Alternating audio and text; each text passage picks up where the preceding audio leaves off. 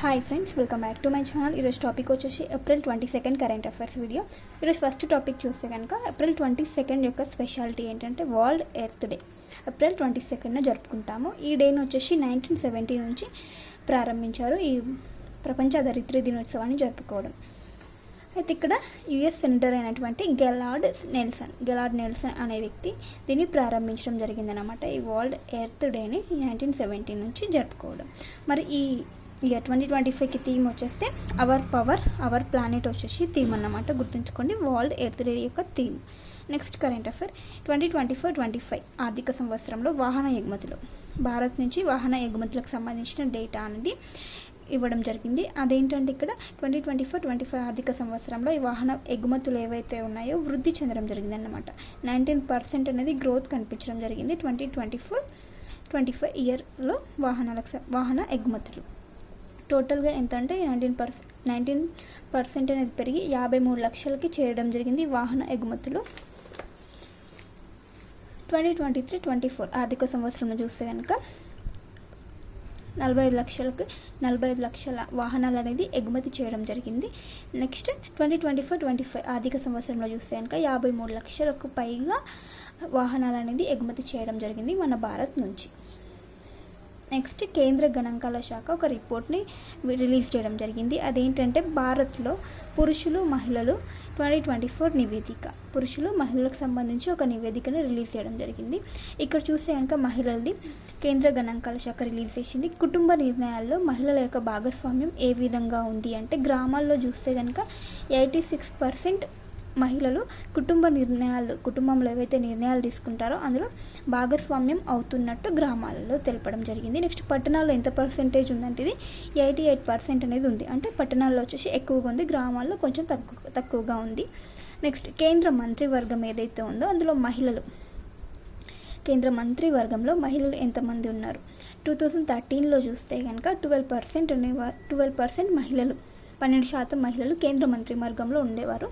So మరి 2024కి చూస్తే కనుక ఆ పర్సెంటేజ్ అనేది తగ్గడం జరిగింది, కేవలం 9%కి రావడం జరిగింది. 9.72% మహిళలు కేంద్ర మంత్రివర్గంలో ఉన్నారు. సో ప్రజెంట్ ఇప్పుడు ఎంతమంది ఉన్నారంటే కేంద్ర మంత్రివర్గంలో 7 మహిళా మంత్రులు కేంద్రంలో ఉన్నారు. నెక్స్ట్ లోక్సభలో వచ్చేసి 74 మంది ఉన్నారు. ఎంత శాతం అంటే 9.3% మహిళలు లోక్సభలో ఉన్నారు. రాష్ట్ర శాసనసభలో అంటే దేశంలో ఉన్నటువంటి రాష్ట్ర శాసనసభలో మహిళల భాగస్వామ్యం అంటే మహిళలు ఎంతమంది ఉన్నారంటే 9%, అంటే 384 మంది మహిళలు రాష్ట్ర శాసనసభలలో ఉన్నారు మొత్తం దేశం ఇది. నెక్స్ట్ తెలంగాణ అండ్ ఆంధ్రప్రదేశ్కి చూస్తే కనుక తెలంగాణ శాసనసభలో వచ్చేసి 10 మంది ఎమ్మెల్యేలు, నెక్స్ట్ ఆంధ్రప్రదేశ్లో చూస్తే కనుక 21 మంది ఎమ్మెల్యే మహిళలు ఉన్నారు. మహిళల గురించి డేటా ఇదంతా. నెక్స్ట్ న్యాయ వ్యవస్థలో వచ్చేసి 106 మంది మహిళలు న్యాయ వ్యవస్థలో ఉన్నారు. పోలీస్ డిపార్ట్మెంట్లో చూస్తే కనుక 3 లక్షల మంది మహిళలు ఉన్నారు. దీని యొక్క పర్సెంటేజ్ ఎంత అంటే 9.74% మాత్రమే. ఆర్మీలో వచ్చేసి 4%, వాయుసేనలో వచ్చేసి 13.4% ఉన్నారు. నావికా దళంలో వచ్చేసి 6.8% ఉన్నారు. నెక్స్ట్ వచ్చేసి 2023 ఐఏఎస్లో లిస్ట్ ఏదైతే ఉందో అందులో వచ్చేసి ఐఏఎస్ 2023 ఇయర్కి కేవలం 74 మంది మహిళలు అనేది ఉండడం జరిగింది. మహిళలు ఎంతమంది ఉన్నారు అనేది report. Next global education monitoring report అనేది రిలీజ్ చేయడం జరిగింది. ఎవరు అంటే యునెస్కో వచ్చేసి London school of hygiene and tropical medicine అనే ఈ సంస్థ సహకారంతో యునెస్కో రిలీజ్ చేయడం జరిగింది ఈ గ్లోబల్ ఎడ్యుకేషన్ మానిటరింగ్ రిపోర్ట్ని. ఇక్కడ ఈ రిపోర్ట్ ఏం చెప్తుందంటే ప్రపంచంలో 60% దేశాలు మాత్రమే పాఠశాలలో ఏవైతే ఆహారం అందిస్తుందో అండ్ పానీయాలు ఏవైతే ఫుడ్ అండ్ డ్రింక్స్ అనేది అందిస్తుందో వాటిని నియంత్రిస్తుంది అండ్ పర్యవేక్షించే చట్టాలు ఈ ప్రపంచంలో 60% దేశాల్లో మాత్రమే ఉన్నాయంట. ఫుడ్కి సంబంధించి పర్యవేక్షించడం అండ్ నియంత్రించడం, కల్తీ అట్లాంటివి జరగకుండా పర్యవేక్షించే చట్టాలు ఈ కేవలం 60% దేశాలే అనుసరిస్తున్నాయంట. అండ్ మొత్తం 187 దేశాల్లో 93 దేశాలలోని నిబంధనలు అనేవి అమలు చేస్తున్నారంట. 93 దేశాల్లోనే ఈ ఆహారానికి సంబంధించిన స్కూళ్ళల్లో ఏవైతే ఉంటాయో ఆ స్కూళ్ళల్లో ఆహారానికి సంబంధించిన నిబంధనలు అనేవి అమలు చేయడం జరుగుతుందంటే కేవలం 93 దేశాల్లోనే ప్రపంచవ్యాప్తంగా ఇది. Next current affair UNESCO global geo parks నెట్వర్క్లో కొత్తగా 16 గ్లోబల్ జియో పార్కులు చేరడం జరిగింది. యునెస్కో గ్లోబల్ జియో పార్క్స్ నెట్వర్క్లో టోటల్ కౌంట్ ఇప్పుడు ఈ 16 ఆడడం వల్ల టోటల్ ఎంత ఉన్నాయంటే జియో పార్కులు 229 ఇన్ 50 కంట్రీస్, 50 దేశాల్లో కలిపి 229 జియో పార్కులు ఉన్నాయంట. సో ఇక్కడ ఇండియా నుండి చూస్తే కనుక ఎటువంటి జియో పార్క్స్ అనేవి ఇండియా నుండి లేవు. సో కొత్తగా వచ్చేసి 16 కొత్తగా గ్లోబల్ జియో పార్కులు చేర్చడం జరిగింది. నెక్స్ట్ హైదరాబాద్లో వచ్చేసి వెపన్ ప్లాంట్ని ఏర్పాటు చేయబోతున్నారు. ఎవరు ఏర్పాటు చేస్తున్నారంటే mega engineering and UAE company అయినటువంటి క్వారకల్ ఐకామ్ సహకారంతో ఒక చిన్న వెపన్ ప్లాంట్స్ని హైదరాబాద్లో ఏర్పాటు చేస్తున్నారంట ఈ రెండు సంస్థలు కలిసి. Next current affair, world economic forum యొక్క తాత్కాలిక వైస్ చైర్మన్గా ఎవరిని నియమించారంటే పీటర్ బ్రాబెక్ లెత్మాతేని తాత్కాలిక వైస్ చైర్మన్గా నియమించడం జరిగింది. సో ఇక్కడ గుర్తుంచుకొని మళ్ళీ ఇంకో మనకు కొత్త చైర్మన్ ఎవరు మళ్ళీ వస్తారనమాట. ఇక్కడ హెడ్ క్వార్టర్ చూస్తే కనుక దీని యొక్క హెడ్ క్వార్టర్ స్విట్జర్లాండ్లోని జెనీవాలో ఉంది. ఇది ఎప్పుడు స్టార్ట్ అయిందంటే వరల్డ్ ఎకనామిక్ ఫోరం వచ్చేసి 1971లో ప్రారంభం అవడం జరిగింది. నెక్స్ట్ ఆసియాటిక్ సింహాల గణన ఏ రాష్ట్రం చేపడుతుంది అంటే గుజరాత్ చేపడుతుంది. ఇది ఎన్నవ గణన అంటే 16వ గణన. మరి ఎప్పటి నుండి అంటే మే 10th నుంచి 13th ఈ మధ్యలో ఈ ఆసియాటిక్ సింహాల గణనని చేపడుతున్న రాష్ట్రం గుజరాత్ అని గుర్తుంచుకోండి. ఇక్కడ దీని యొక్క సైంటిఫిక్ నేమ్, ఈ సింహాల యొక్క సైంటిఫిక్ నేమ్ ఏంటంటే ప్యాంథెరా లియో పెర్సికా వచ్చేసి సైంటిఫిక్ నేమ్, శాస్త్రీయ నామం. ఇక్కడ 2020 గణన చూస్తే కనుక లాస్ట్ చేసిన గణన ఏదైతుందో దాంట్లో చూస్తే కనుక ఎన్ని ఉన్నాయి సింహాలు అంటే 674 అనేవి ఉండడం జరిగింది. సో ఇప్పుడు వచ్చేసి ఒక కొత్త టెక్నాలజీని యూజ్ చేసుకొని ఈ గణన చేపడుతున్నారంట. అదేంటంటే డైరెక్ట్ బీట్ వెరిఫికేషన్ టెక్నాలజీని యూజ్ చేసి ఈ సింహాల గణన అనేది చేపట్టడం జరుగుతుంది గుజరాత్లో. నెక్స్ట్ ప్రపంచంలోనే మొదటిసారి 10G టెక్నాలజీని లాంచ్ చేసిన దేశం ఏ దేశం అంటే చైనా లాంచ్ చేయడం జరిగింది. ఈ బ్రాడ్బాండ్ నెట్వర్క్ని 10G టెక్నాలజీతో లాంచ్ చేయడం జరిగింది. 10G అనేది రావడం జరిగింది చైనాలో. ఎక్కడ దీన్ని అమలు చేసింది, ఎక్కడ లాంచ్ చేసింది అంటే హుబై ప్రావిన్స్లో దీన్ని విజయవంతంగా ప్రయోగించడం జరిగిందంట. హుబై ప్రావిన్స్లో 10G టెక్నాలజీ. సో గుర్తుంచుకోండి, ప్రపంచంలోనే మొదటిసారి 10G టెక్నాలజీని ఆవిష్కరించిన దేశం తీసుకొచ్చిన దేశం చైనా అని గుర్తుంచుకోండి. నెక్స్ట్ పోప్ ఫ్రాన్సిస్ మరణం. ఇతను వచ్చేసి క్యాథలిక్ చర్చ్ అధిపతి. 21 ఏప్రిల్న మరణించడం జరిగింది పోప్ ఫ్రాన్సిస్. ఇతని అసలు నేమ్ వచ్చేసి జార్జ్ మారియో బెర్గోగ్లియో వచ్చేసి ఇతని యొక్క అసలు నేమ్. సో ఇతను మరణించడం జరిగింది క్యాథలిక్ చర్చ్ అధిపతి. నెక్స్ట్ ఒక చిప్ అన్నమాట. ఇదేంటంటే ఈ చిప్ని అభివృద్ధి చేస్తున్నది భారత్. ఆ చిప్ వచ్చేసి ఏంటంటే యాంగ్స్ట్రామ్ స్థాయిలో, యాంగ్స్ట్రామ్ యొక్క మెజర్మెంట్ ఎంతైతే ఉంటుందో ఆ మెజర్మెంట్ స్థాయిలో ఈ చిప్ని అభివృద్ధి చేయడం జరుగుతుంది. భారత్కి చెందినటువంటి ఐఐఎస్సి బెంగళూరు అభివృద్ధి చేయడం జరిగింది. దీనికి సంబంధించిన ప్రతిపాదనలు ఏవైతే ఉంటాయో వాటిని కేంద్రానికి పంపించడం జరిగింది అనమాట. సో ఇక్కడ యాంగ్స్ట్రామ్ స్థాయిలో ఉండే ఒక చిప్ అన్నమాట. ఇక్కడ యాంగ్స్ట్రామ్ యొక్క మెజర్మెంట్ ఎంత ఉంటుందంటే 0.1 నానోమీటర్స్ మెజర్మెంట్ అనేది ఉంటుంది. సో అలాంటి మెజర్మెంట్తో ఒక స్థాయి, అలాంటి మెజర్మెంట్తో చిప్ అనేది అభివృద్ధి చేయడం జరుగుతుందంట భారత్లో. నెక్స్ట్ భూటాన్ వచ్చేసి గ్రీన్ క్రిప్టో కరెన్సీని ఆవిష్కరిస్తుంది. భూటాన్ దేశం గ్రీన్ క్రిప్టో కరెన్సీ. ఎందుకొరకు ఈ గ్రీన్ క్రిప్టో కరెన్సీ అంటే అక్కడ భూటాన్ దేశం యొక్క ఆర్థిక వ్యవస్థను బలోపేతం చేయడానికి అండ్ యువత ఎవరైతే ఉంటారో వలసలను తగ్గించడం కొరకు అండ్ సుస్థిర అభివృద్ధి లక్ష్యాలను ఛేదించడానికి గ్రీన్ క్రిప్టో కరెన్సీని ప్రారంభిస్తుందంట భూటాన్ దేశం. నెక్స్ట్ కరెంట్ అఫైర్, భారత్కి 5వ అతిపెద్ద వాణిజ్య భాగస్వామిగా సౌదీ అరేబియా నిలవడం జరిగింది. భారత్కి 5వ అతిపెద్ద భాగస్వామిగా ఎవరు?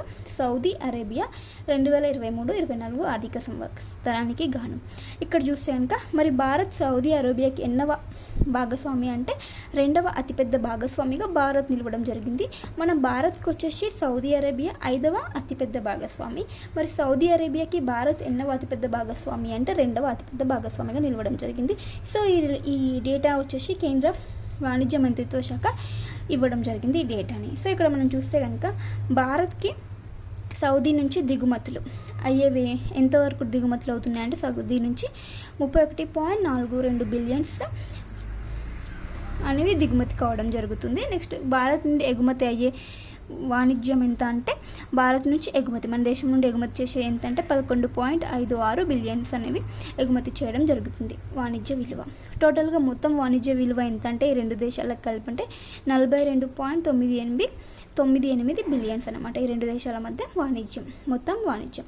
మరి ఇప్పుడు మన భారత్కి టాప్ 5 దేశాలు అంటే వాణిజ్య భాగస్వామిగా టాప్ 5 ఉన్న దేశాలు ఏంటంటే యూఎస్ఏ ఫస్ట్ ప్లేస్లో ఉంటుంది. అతిపెద్ద వాణిజ్య భాగస్వామి అంటే యూఎస్ఏ, తర్వాత చైనా, థర్డ్ ప్లేస్లో వచ్చేసి UAE United Arab Emirates, fourth ప్లేస్లో వచ్చేసి రష్యా అండ్ ఫిఫ్త్ ప్లేస్లో వచ్చేసి సౌదీ అరేబియా ఉంది. సో టాప్ 5 గుర్తుంచుకోండి.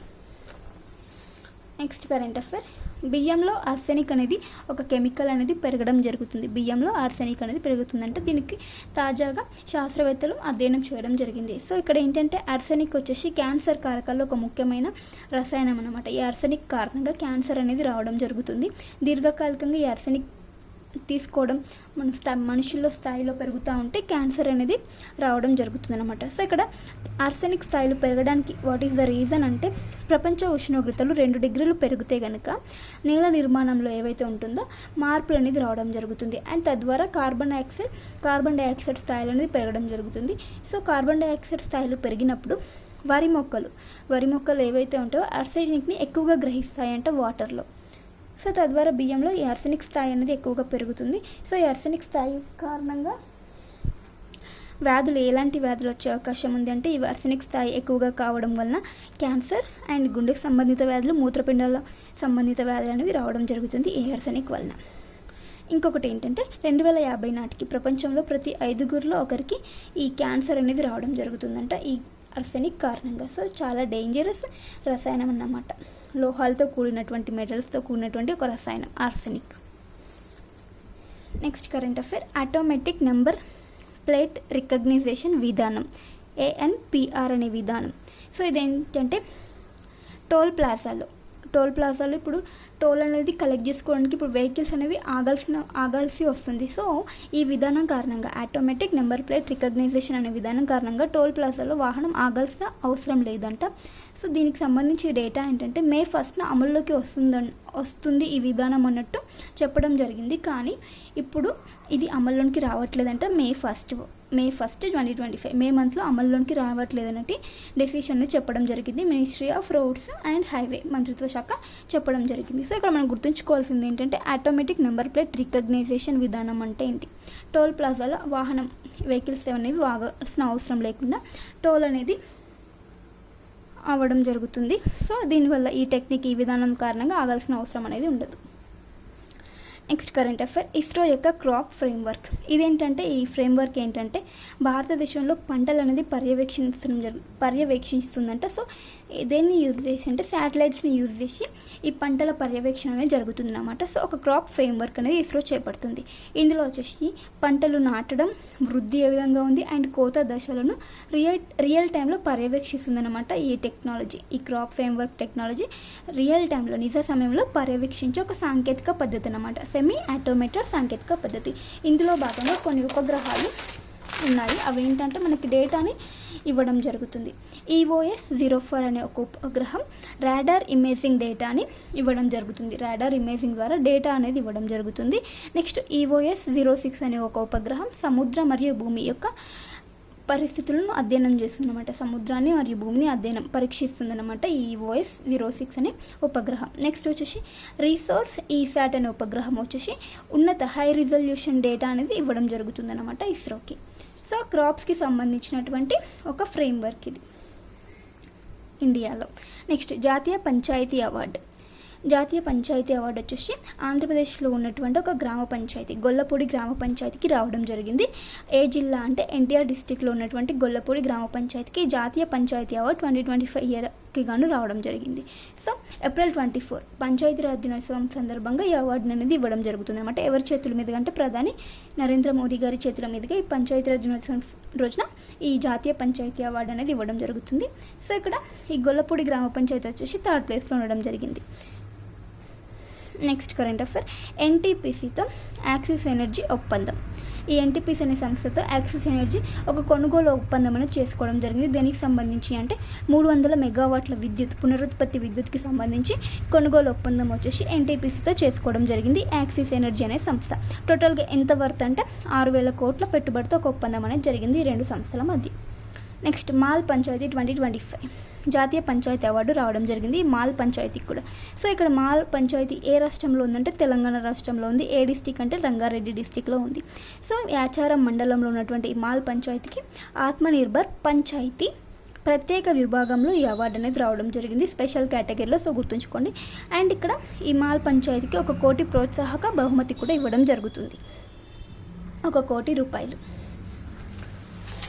నెక్స్ట్ కరెంట్ అఫైర్ ఏపీకి సంబంధించి శుద్ధ పునర్వినియోగ విద్యుత్తో నడిచే ప్రపంచపు తొలి నగరంగా ఆంధ్రప్రదేశ్కి చెందినటువంటి అమరావతి మారనుందంట. సో అమరావతి ఇప్పుడు రాజధానిగా అమరావతి నిర్మాణం చేపడుతున్నారు కదా ఆంధ్రప్రదేశ్. సో ఇక అమరావతి నిర్మాణం మొత్తం శుద్ధ పునర్వినియోగ విద్యుత్ అనేది యూజ్ చేస్తారంట. సో అలాంటి విద్యుత్తో నడిచే ప్రపంచంలోనే తొలి నగరంగా అమరావతి మారనుంది. నెక్స్ట్ ఇంకో కరెంట్ అఫైర్ ఏపీకి చెందింది.